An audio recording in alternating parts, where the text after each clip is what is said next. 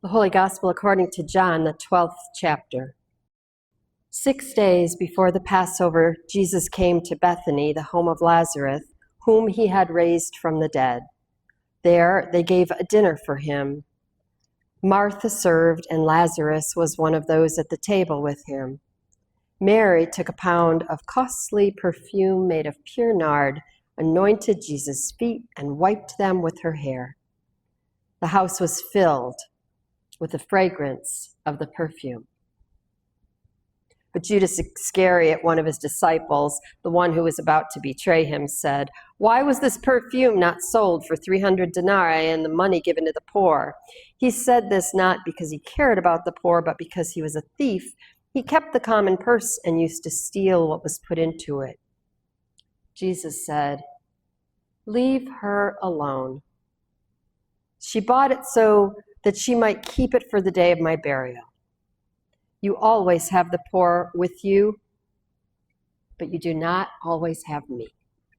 The Gospel of the Lord.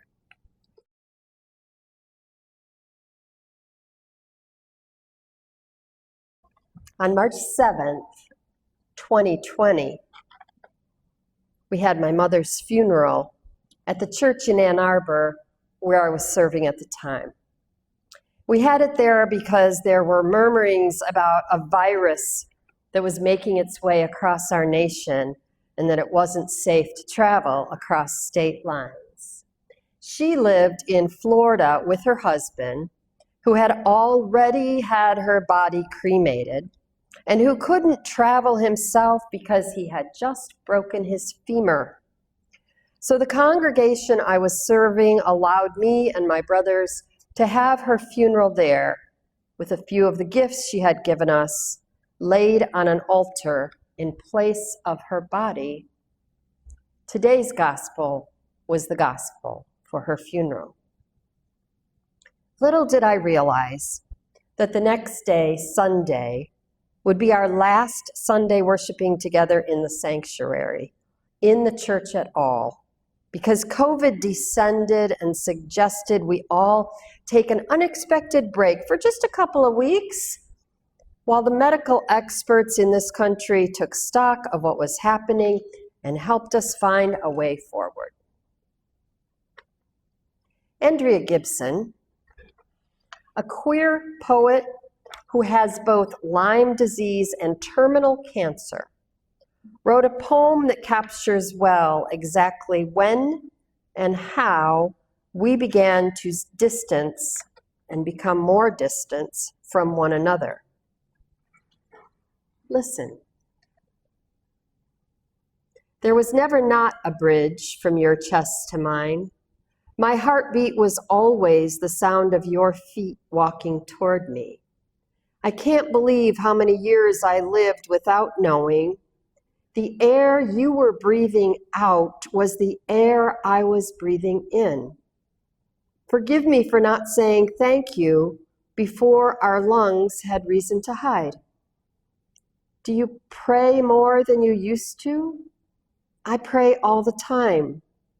I pray to the big bang and to the tiny bang and to the bangs we'll all have to cut ourselves so we can see what beauty can only be seen from 6 feet away. A giraffe's neck is 6 feet long. A decade from now, will I remember the week I spent wondering if I could hug a giraffe's torso and not get sick if the giraffe coughed? I don't want to forget anything about this, especially not how it feels to worry about everyone I love at the same time. So much of the world had been doing that already. If every heart-worthy novelist weeps for days before killing off a beloved character, God must have spent centuries sobbing before pressing a pen to the page of this year. In today's gospel, Judas takes issue with the closeness of Mary to Jesus, the carelessness of her actions, her brazenness in letting down her hair, the way she chose to use her money. The extravagance, oh, the wastefulness. If Mary had been the one telling the story, we might better understand what happened that day. She might have told us how. Her brother had died. Lazarus had been dead 4 days, and she and her sister Martha were in shock, so grief-stricken that they wanted Jesus to come and be with him, but he delayed. So right or wrong, they blamed Jesus for Lazarus' death, as if, had Jesus hurried, he might have healed their brother and they wouldn't have had to bury him. She might have explained that when Jesus showed up, he too was grieved so much that he did not allow a Lazarus to remain dead. It's true, she would have said. Jesus called Lazarus out of the tomb and he came out. She would help us imagine how he had stumbled as he walked, covered his eyes again when he saw the sun, coughed as his lungs filled again with air. Never before had our grief so quickly turned to joy, she might have said. Jesus gave us the most precious gift, giving our brother back to us and to the world. And that is why we were celebrating, gathering around the table and carping diem, delighting in life.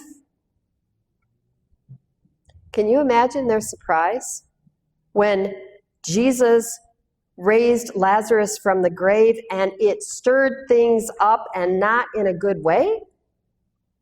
The religious leaders found out about Lazarus coming back from the dead, and she would tell you they were so angry, so threatened, so afraid, though they didn't actually say that. What they said through their actions, though, told us what they thought of our Jesus, our Savior. The authorities started to plot Jesus' death, and they started to plot Lazarus' death so that there would be no evidence of the miracle and Jesus' power. Can't leave a witness now, can we? Maybe Mary would tell us that she was afraid to. Martha was busy in the kitchen, but Mary wanted to be at the feet of Jesus, to sit, to listen, to carve his words upon her heart, to hear him pour out his vision for us all. His words gave her soul such rest, such peace.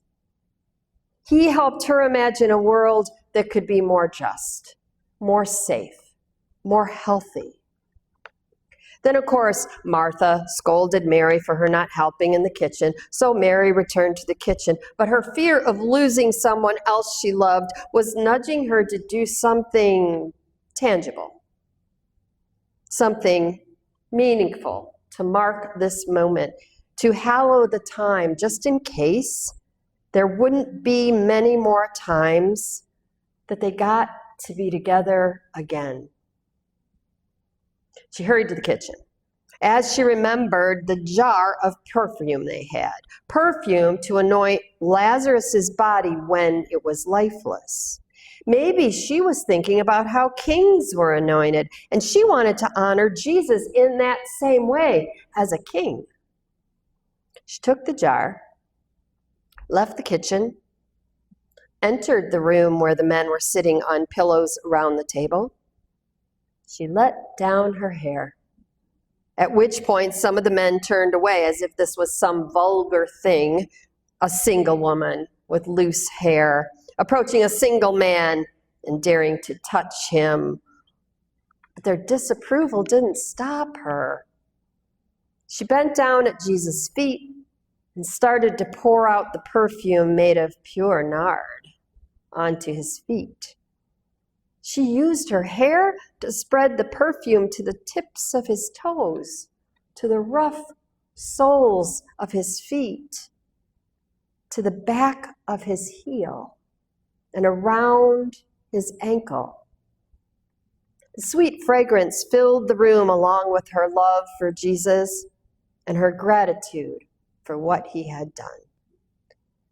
No doubt she cried, and her tears started to mix with the oils of the perfume. She leaned down further to rest her head on the tops of his feet.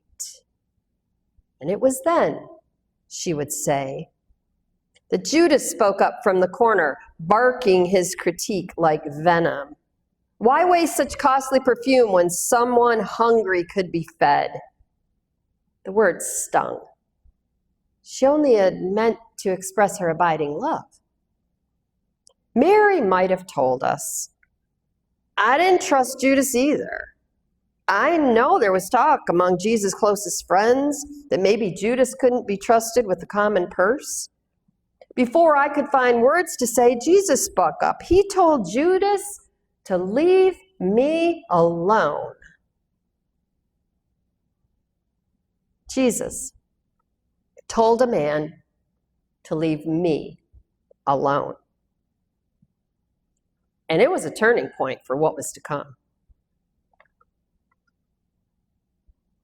5 years ago, COVID conditioned us to leave one another alone, to keep to ourselves, not to hug, not to touch.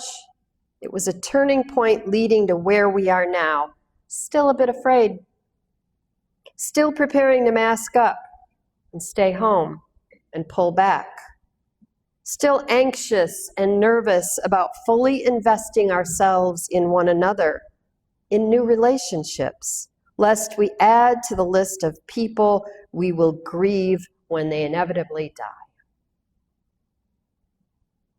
We began this week hearing Cory Booker tell stories about people who were hurting and suffering. He did something extravagant. He talked for 25 hours without so much as a bathroom break. He did it to impress upon those who listened how his faith compelled him to do what he could with what he had. Also, he called us to get involved, to stop the pain that others were experiencing. And yesterday, millions of people risked being together, reconnecting around the issue of life, telling those who would try to take it from the disabled, the children, the immigrants, women, teachers, scientists, doctors, artists, our elders, to leave them alone. We each have stories to tell.